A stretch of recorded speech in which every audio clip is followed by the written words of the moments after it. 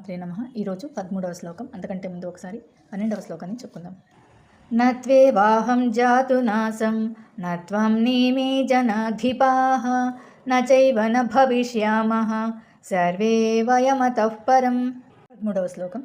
దేహినోస్మిన్ యథా దేహే కౌమారం యౌవనం జరా తథా దేహాంతర ప్రాప్తిః ధీరస్తత్ర న ముహ్యతి.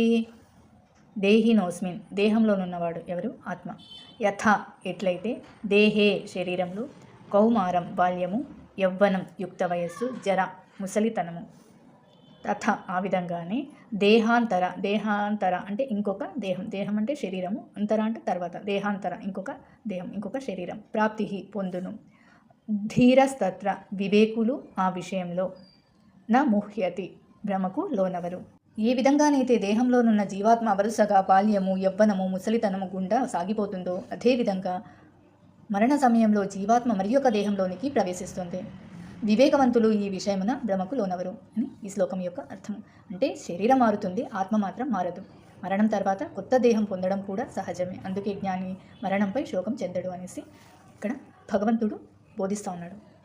13వ శ్లోకం ఇంకొకసారి చెప్పుకుందాం.